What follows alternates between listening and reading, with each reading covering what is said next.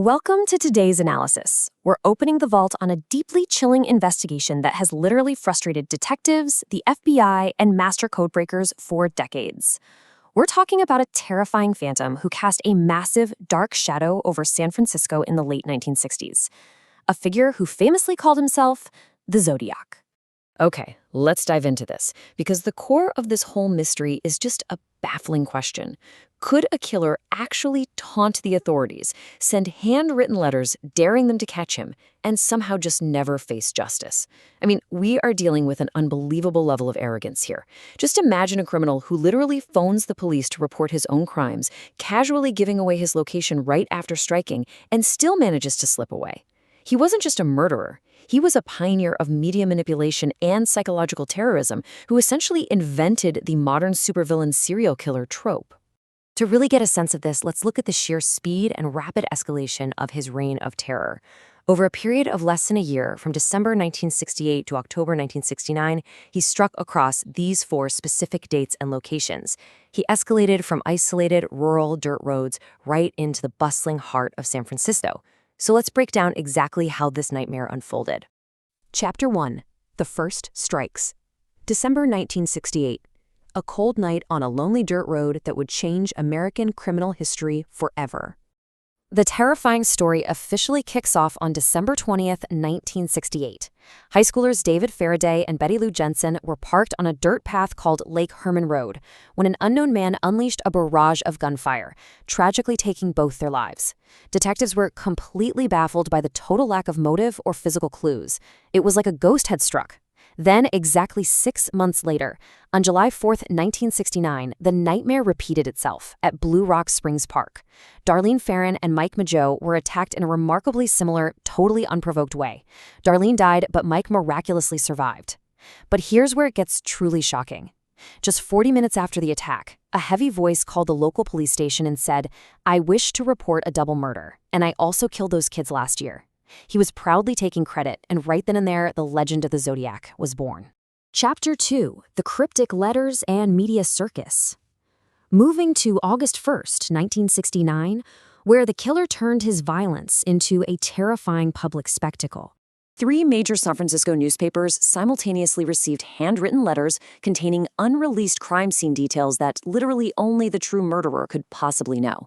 And this brilliantly illustrates his twisted, calculating mind. Along with the letters, he included a massive, highly complex cipher made up of 408 strange, almost alien-like symbols. He had a strict demand: print this code on the front page of the newspapers immediately, or he would go on a massive weekend killing spree. He was actively weaponizing the press, essentially holding an entire city hostage to his own ego. Forced into a corner to save innocent lives, the newspapers complied and published the 408-symbol puzzle for the whole world to see. Just a few days later, the code was cracked. But it wasn't the FBI and it wasn't military intelligence that broke it. It was just an ordinary high school teacher and his wife. The translated message was deeply, deeply disturbing. It read, "I like killing people because it is so much fun, because man is the most dangerous animal." It's just a chilling glimpse into a remarkably dark psyche. But, the victory of cracking the code was pretty short-lived, because even within this decoded message, the killer's true identity and real name remained completely hidden. Chapter 3. The Lake Berryessa Attack. A brazen, daylight strike where the killer completely stepped out of the shadows. Up until now, he'd only struck under the cover of night, using a firearm. But on September 27th, 1969, Brian Hartnell and Cecilia Shepard were relaxing by the lake in broad daylight when a figure approached them. Now, what's really interesting about this slide is the sheer theatricality of it all. The killer wasn't just hiding his face. He approached wearing a handmade, black executioner's hood, and painted right on the chest was a white cross intersecting a circle. This terrifying symbol had officially become his logo.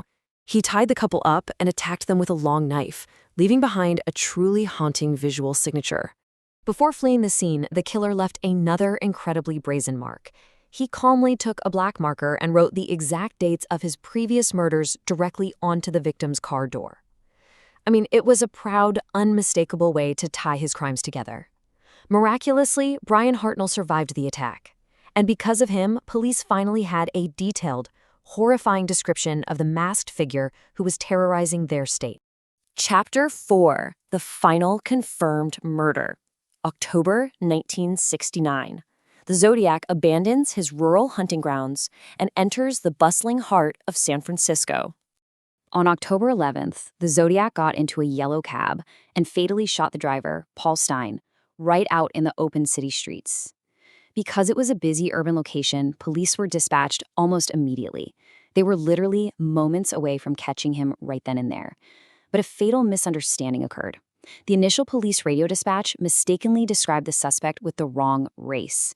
Because of this single tragic error in communication, responding officers actually saw a man walking away from the crime scene, but let him go because he didn't match that flawed description. The killer walked right past the police and vanished into the night. It's got to be one of the most wildly frustrating moments in criminal history. Chapter 5: The Prime Suspect. Out of thousands investigated in one of the biggest manhunts in U.S. history, one name stood above the rest: Arthur Lee Allen. So the crucial point is how perfectly, yet imperfectly, Arthur Lee Allen fit the profile. The circumstantial evidence pointing to him was absolutely staggering. He wore a watch literally branded Zodiac, complete with the exact cross-circle logo. His handwriting was an eerily close match to those taunting letters. Even his own friends suspected him and reported him to the police. But no DNA. No fingerprint match. Despite everything pointing directly at him, investigators simply did not have the physical, forensic proof required to make an arrest. Chapter 6: An Unsolved Legacy. The physical killings may have stopped, but the psychological terror definitely had not. The Zodiac continued to send taunting, arrogant letters to the press and authorities for several years, openly mocking their inability to catch him. In those later letters, the killer made a final, unverified, and frankly terrifying claim. He boasted that his actual body count wasn't just the handful of victims the police knew about.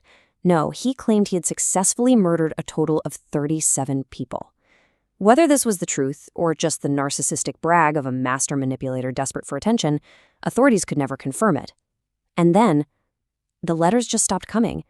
He abruptly vanished into thin air. That sudden silence left behind a mountain of questions. Did he pass away? Was he imprisoned for another totally unrelated crime? Or did he simply blend back into society, living out the rest of his life as an ordinary neighbor in complete silence?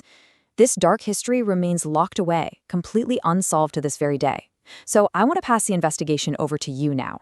Based on the evidence we've covered in today's explainer, who do you think the Zodiac Killer really was? Drop your theories below. Thank you for joining me, and stay curious.